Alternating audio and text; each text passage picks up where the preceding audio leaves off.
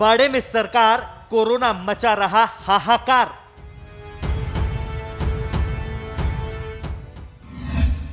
Unlock 2 में corona का double attack. शताब्दी की स्पीड से बढ़ रहे कोरोना मरीज। क्या मुंबई और दिल्ली की तर्ज पर आगे बढ़ रहा राजस्थान?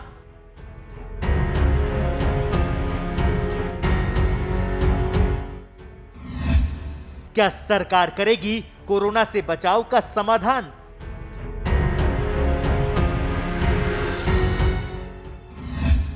या फिर जनता को खुद ही रखना होगा अपना ध्यान? जी हां, ये आखिरी सवाल इसलिए अहम हो गया है क्योंकि पिछले एक पखवाड़े से ज्यादा समय से सरकार बाड़े में है। जनता की समस्या का समाधान करने का वादा कर चुनाव जीतने वाले जनप्रतिनिधि होटल में हैं और जनता के मुद्दों की बात करने वाला विपक्ष भी मौन है। ऐसे में जनता को ही अपना ध्यान रखने की सबसे ज्यादा जरूरत है।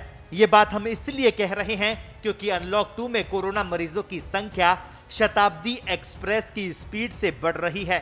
1 जुलाई से लेकर 31 जुलाई तक चले अनलॉक 2 में राजस्थान में 24,069 नए संक्रमित मिले हैं और इस वैश्विक महामारी के कारण 267 मरीज अपनी जान गंवा बैठे। ऐसे में सवाल ये कि कोरोना महामारी से सबसे अच्छी तरह लड़ने का दावा करने वाली सरकार आखिर कहां है?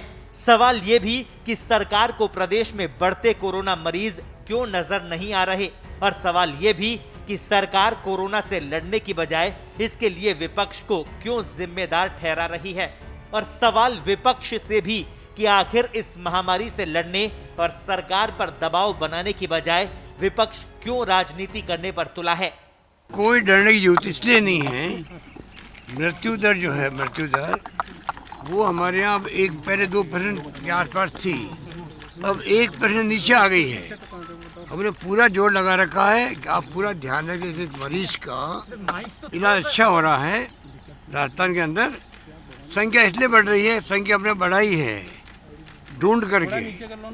जब आप ढूंढोगे उनको हिंदुस्तान भर में, जितना ज़्यादा ढूंढोगे मतलब जितना ज़्यादा टेस्ट करोगे उतना ज़्यादा संख्या बढ़ेगी। पूरी विश्व में ही हो रहा है।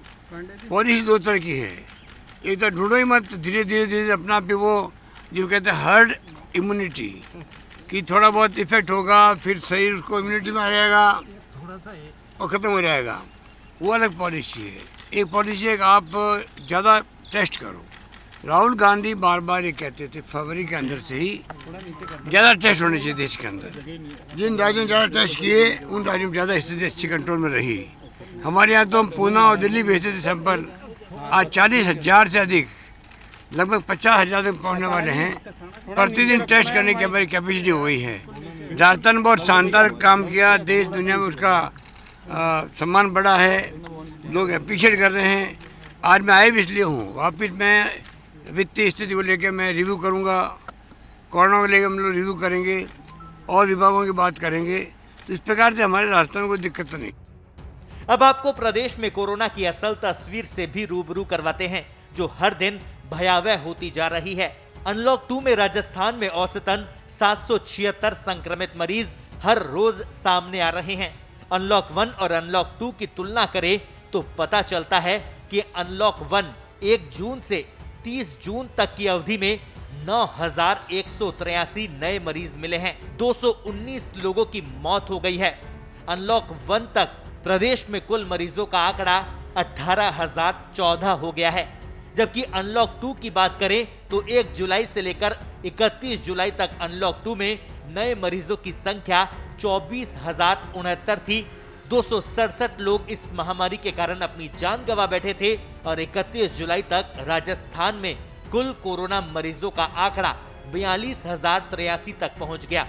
ये हकीकत तो सिर्फ अनलॉक 1 और अनलॉक 2 की है। अब बात कोरोना से अब तक हुए नुकसान की करें तो लॉकडाउन लगने से पहले प्रदेश में सिर्फ 32 मरीज थे, लेकिन लॉकडाउन 1 25 मार्च से लेकर 14 अप्रैल तक 21 दिन का लगा, जिसमें 973 नए मरीज मिले और कुल मरीजों की जो संख्या है वो 1005 हो गई।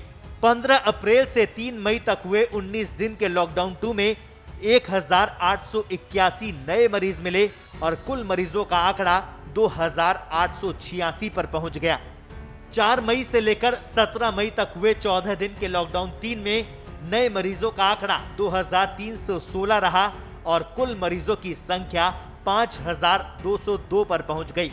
जबकि 18 मई से लेकर 31 मई तक हुए 14 दिन के लॉकडाउन 4 में नए मरीजों की संख्या 3629 हुई और कुल मरीजों का आंकड़ा 8831 पर पहुंच गया।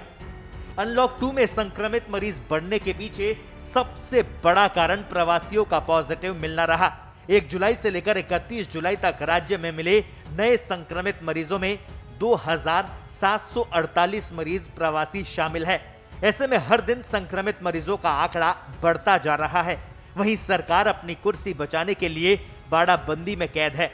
ऐसे में जाहिर है कि जनता को ही जागरूक नागरिक का परिचय देकर खुद का और परिवार का ध्यान रखना होगा, नहीं तो राजस्थान को दिल्ली और मुंबई बनते देर नहीं लगेगी। पत्रिका टीवी के लिए जयपुर से कार्तिक शर्मा की रिपोर्ट।